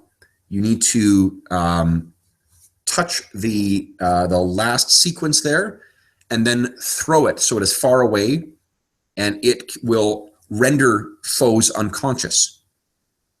Ooh, cool. It is now what you have. While my magic has restored it to some semblance, it cannot wash it clean of the centuries of or the weight of centuries on it. This is, mechanically speaking, guys, there are some devices that you will encounter that are what's called time-worn. Time-worn things, in spite of being able to figure out how to work them and whatnot, they may still not function properly because they're really fucking old. And they may just, like, these things can be upwards of like 9 millennia old. So they may just malfunction. So some of the things, there are other feats you can get that will allow you to ignore the time-worn feature. So regardless of how long things have been in the ground, you can make them work just great. There's also a feat called, not called Technologist, it's called something like Technomancer, and it allows you to use your magic to fuel these things, to add charges to them, or to ignore the time-worn features. So that's partly what we were going through this for. Also, Jeff, you now have what's called a soft grenade. Sweet. It is you toss it and it explodes, and I think it does 5d6 bludgeoning damage, but it cannot kill a target. It'll render them unconscious. And it blows out in a burst. I'll between now and the next session, I'll put the stats for the soft grenade in there. Now, Garth, are you ready to try again? Oh, we lost Steve. Did we? He froze. He froze. It says he's disconnected. He's frozen in there. We'll wait, see if he comes back here. So that's yeah, that's how the Steve, you back? Oh, Steve is out. And let's see if he's back. Oh, I see his camera back on. Steve, can you hear us now? Steve's still frozen.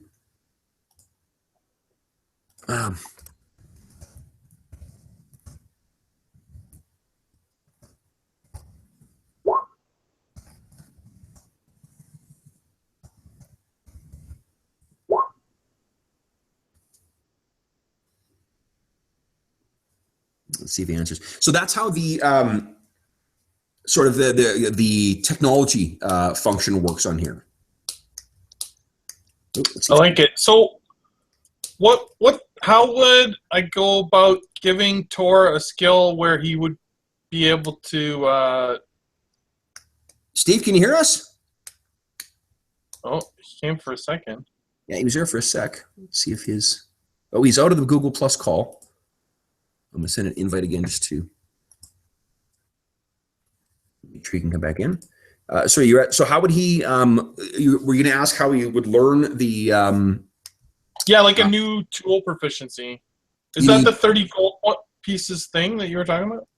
It is to 250 days of practice and 250 gold pieces.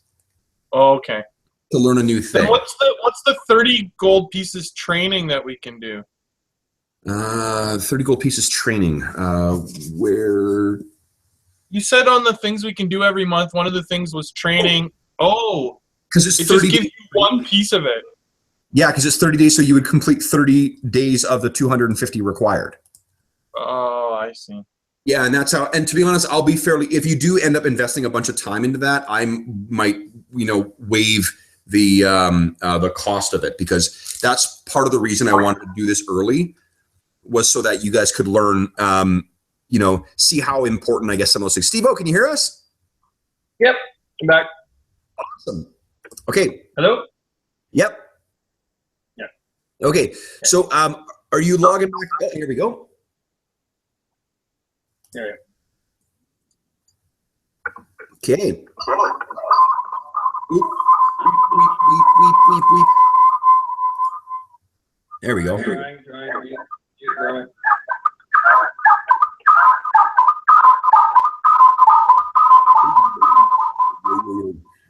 Okay. Steve, what I need you to do? How's that? Very good. You unmuted yourself there. Yeah, okay. Okay, so what I need you to do, Steve, is I'm not sure how much you heard of that, but Tor managed to figure out that what this device is effectively like a stun grenade. It's called a soft grenade. Okay. So now let's see if Garth can sort this thing out. All right. So it's Garth's turn to do some rolling here? And he gets advantage on his engineering tools roll now. Oh, good. Okay. All righty. Come on, Garthy. Here we go. And coming soon. Computer near you. Boom. Nice. Okay. So you got one success. So yeah, you've sort of seen two people do it now, and you're like, okay, yes. All right, and you get one. Go ahead and try again. Seeing how the parts fit together, just examining it from the bottom up. There we go. 15. Nice. That's two successes, and one more is what you require. All right. Yeah, I'm on the trail here. I get this. Oh, that's not it. All right. Well, that wasn't the right thing. We should try one more time. Is it an orange peeler? No. Is it? And there you go. So after a little missteps. So now, normally what the situation would be, Steve, the reason I was telling Jeff while you were getting yourself back on, the reason I wanted to go through this exercise is, for one, because now you guys each have a soft grenade, and I'll enter the stats of this between now and we play next. Also to show, like, this is how you figure out how the hell to use this Numerian technology. And I'm hopeful this it'll show you how the different tools and the technologist feat, or the technologist tool, how that works. The technologist tool, like you shouldn't have had, I just gave it to you for the sake of getting through these roles, but on other things, even if someone's telling you how it works, all that would do, Steve, is it would take away disadvantage. If you have someone telling you how it works, plus you got the technologist feat, then you get to roll with advantage for trying to figure these things out. And if you've got a tool that would be applicable, like, say, the alchemist tool's trying to figure out some kind of weird Numerian drug, or blacksmith's tools to figure out some weird Numerian metal, then you would be able to apply your proficiency bonus. But unless you've got someone who can explain it to you, or you've got the technologist feat, you're going to suffer disadvantage on those figuring out rolls. Okay.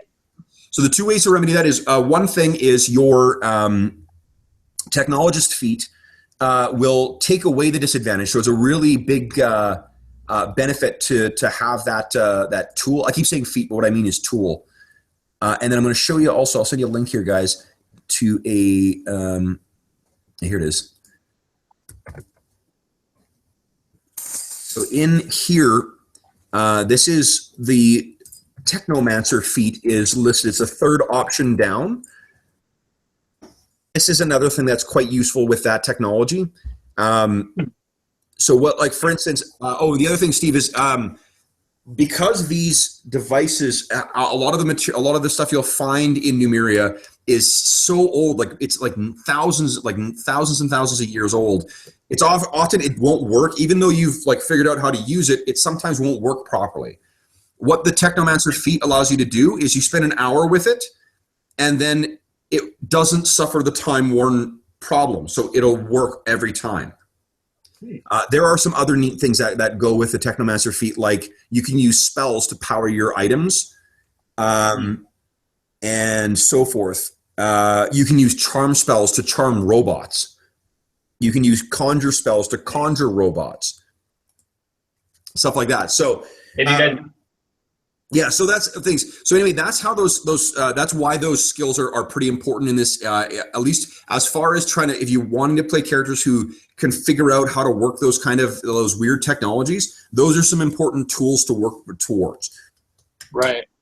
Okay. The last thing that I will, we'll leave with is back with, we'll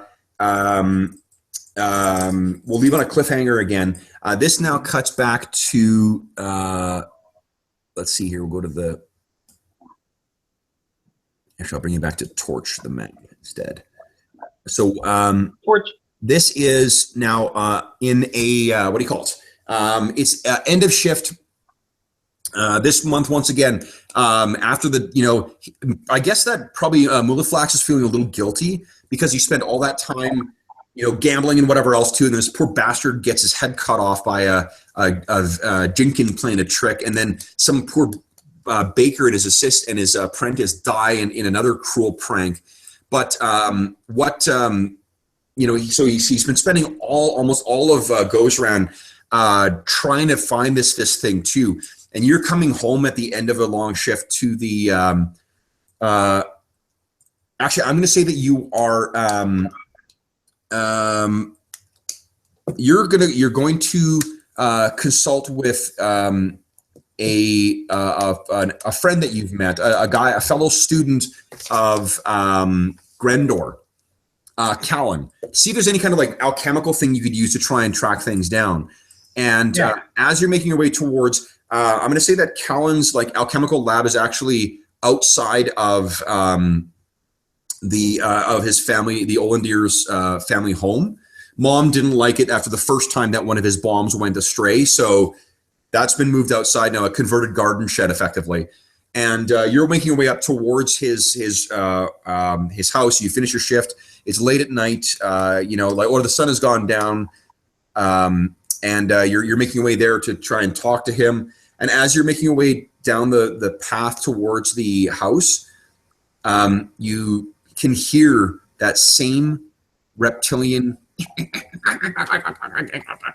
laughing from somewhere near. And you sort of look around, and you can see inside the window, Callan is working away on he's got a bunch of things going and whatnot.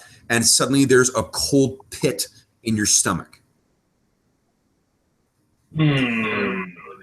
And that's as he sort of, is about to move forward. That's when we'll cut for the session, and we'll pick this up next week. So, for those listening at home, thank you so much for joining us for the Live from the Sword Coast podcast. We will see you again very, very soon with some more Iron Gods.